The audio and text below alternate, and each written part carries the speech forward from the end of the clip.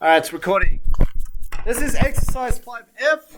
Your task here is to combine everything you've learnt now and apply it with fractions. Now, last session we did fractions, adding, subtracting with algebra.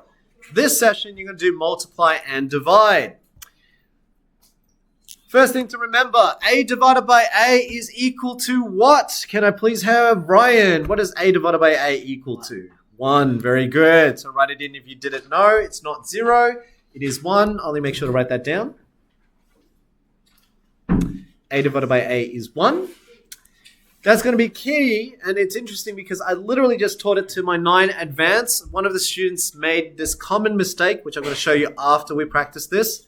I don't like teaching the way that most teachers teach, where they do crossing, because that's why students make mistakes when they get to even 9 accelerated. I still had the same student saying, I make this mistake all the time. When can you and when can't you?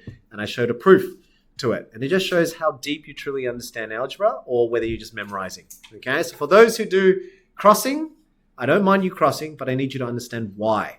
Why does it work, so then you know when it doesn't work. Otherwise, you're doing it blindly and you'll be like my 9 accelerated student who's really good, but with a flawed understanding means you're always going to make mistakes. Okay, so let's actually do it properly. So here's the proper way of doing it.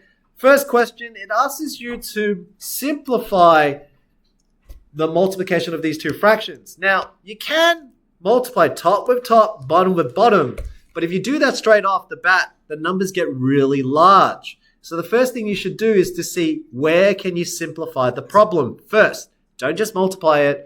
Look for things that you can simplify first. Okay? So this is what I want you to do first.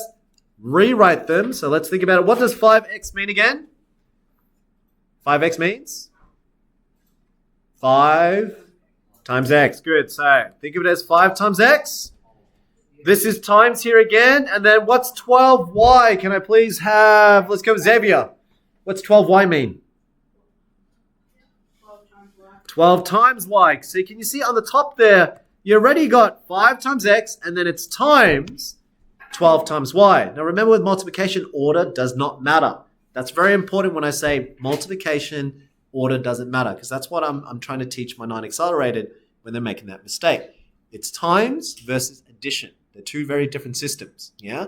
So here, timesing, order doesn't matter. So it means I can actually rearrange them. I can actually swap the x and the 12 in their positioning. So you can actually write it like this. You can write it as 5 times 12 times x times y in the numerator. So on the top. On the bottom, let's do the same thing again. What's 4y mean? Can I please have, let's go with you, Chen. What does 4y mean? 4 times y. So again, that's a times.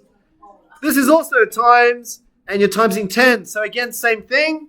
Since they're all timesing each other, order doesn't matter. You can swap the orders. So I would swap so that the numbers are next to each other. So when you swap it, this is what you should see. You have 4 times 10 on the bottom. And over here, I want to keep the letters next to each other. So we've got 1y on the bottom. So notice there's only 1y, so I've got 1y on the bottom. And there's no x's on the bottom. So what do you put under the x over here? Since there's no x's on the bottom. So on the bottom, you see 4y and a 10. You put a 1. Very good. So the 1 goes on the bottom. Okay, so you've got a 1 on the bottom there. Now you ask yourself, okay, instead of doing top with top, bottom with bottom, I want you to think about what numbers can you simplify first. So let's have a look at the numbers. 5, 12, 4, and 10. There must be common factors somewhere that you can simplify. So a top number and a bottom number, there must be something that you can simplify. Which two numbers can you see? A top and a bottom one. Let's go with Josh. Can you see a top number and a bottom number that you can simplify?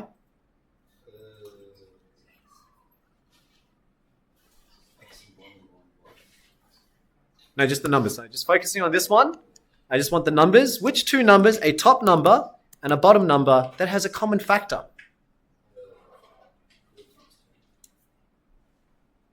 4 and 10 are both on the bottom. I want a top number, so 1 on the top, 1 on the bottom.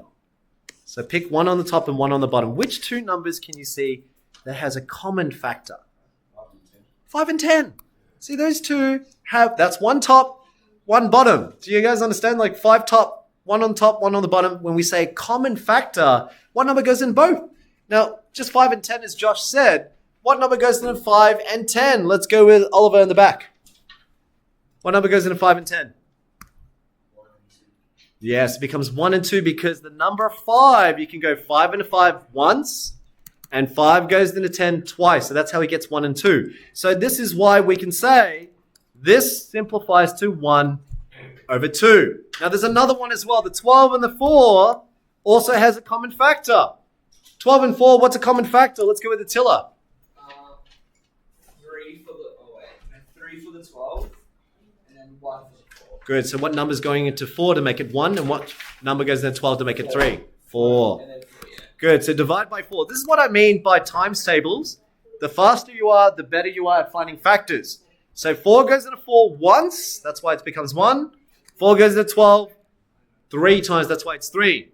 So what I've done now is I've reduced the numbers from 5, 12, 4, and 10 down to the next line. It now is 1 times 3 over 1 times 2. Can you see that? So all the red colors here, 1, 2, there's my 1 and 2.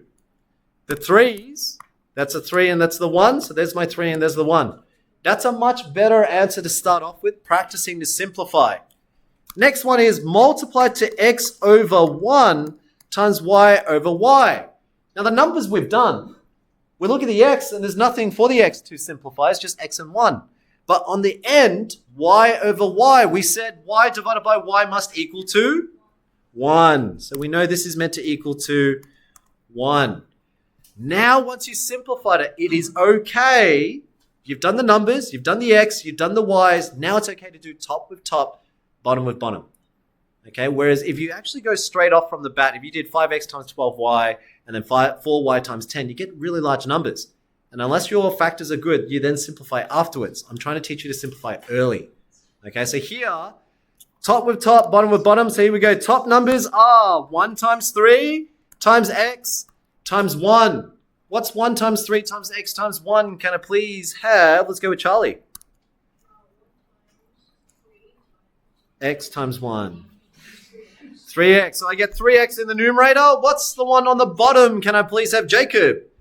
1 times 2 times 1 times 1. 2.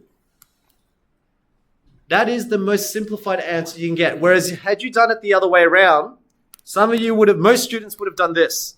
They would have done 5x times 12y and then did 4y times 10, and they would have 60xy over 40y. Nothing wrong. That's okay. But for some students, especially if the numbers get really large, like in the hundreds, you stop there, and that's a problem. So the earlier you simplify, the easier it is to then work with the problems later, okay? So that's what I want you to do. I want you to break it down, simplify first before you do the problem. Now, let's show you the common mistake that students generally make. So this one, most teachers would normally teach you to do y cross with y. So if you see a top letter and a bottom letter, you can cross it off. So my year 9 accelerator, literally just before, during the break, was asking me, when can I cross them off and when can't I? And they gave me this particular problem to show. So they had 3x squared plus 1 over x. The question was, why can't I just cross these two? Now, just to make your life a bit easier, I'm going to take off that. The question is, why can't I just cross off the x? You can't cross off the x just because you've seen it over here. See this one? See that one? That one students do because that's how we teach. Shh. Thanks, team. Focusing. This is a key part. Sorry. Why can't you just do y divided by y and cancel it out? And you can do it here, but you can't do it if it was like this. The reason why you can't just cross those two off, and it's to do that times an addition. See, this one actually means 3 times y, and then there's an add. If you actually split up the fraction, this is actually the same thing as saying 3y over y plus 1 over y. If you actually cross off this, you're also crossing this denominator without double checking it. That's why it doesn't work. See, the addition of fractions, we always said same denominators at the top. That's why when you have an addition, there's a problem because you end up with 2 terms in the numerator. Why wasn't it a problem over here? Because technically, this is not 2 terms. This is 1 big term. This actually is 60 times x times y. You can break it apart. You can actually break this as 60 over 40 times x over 1 times y over y. It's okay to cross. Nothing's wrong. Nothing gets affected. But this one does. See that one, if I cross off the y's and the y's disappeared, you're essentially saying 3y plus 1 over y is equal to 4. How does that make sense? That doesn't even, mathematically, I don't even understand that. Like, how does the y's just disappear? But not only that, you're also crossing off that other y that's missing. That's why when there's addition, subtraction, it matters. Every time you do the expressions, you have to ask yourself, are they one whole expression or are they multiple terms? And that's the key part that students overlook when they first learn algebra. They learn it through this way. And I don't like that. It's easy. It's easy to see. It's easy to do. But you'll likely make mistakes. And that's most year 9s, most year 10s, most year 11s make that mistake. To me, it's not a mistake. It's because you learnt it wrong. Okay, you learnt it without actually understanding. You memorized how to do maths and not truly understand maths. Okay, so maths, there's add and subtract, times, divide. They're very different. Yeah? All right. So that was the common mistake. So I explained it to the student to show them. I gave them another example, logically, for them to see as well. For example, if I gave x plus 1 over x plus 2, again, see the addition? That separates them. You can't just then go cross them off, say the answer is half. That doesn't make sense. How does x plus 1 divided by x plus 2 suddenly become half? Even if we tested it. If I tested x was 2, 2 plus 1 is 3, and 2 plus 2 is 4, 3/4. Doesn't make sense. Doesn't work. So even though I don't know what x is, even if we made up the number for x, it still doesn't make sense. It can't be equal to half. So that's why every time you get a plus and subtraction, please do not just do crossing. Okay, that is not how mathematics work. It is truly just memorizing.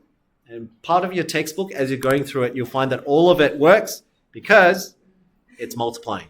It has to be multiplying. All right, let's do the last example for today, and then you have your time, and then I'll catch up with the students who haven't submitted their homework. But let's do this next example. You now have... Shh. Xavier, thank you. I can't see anything.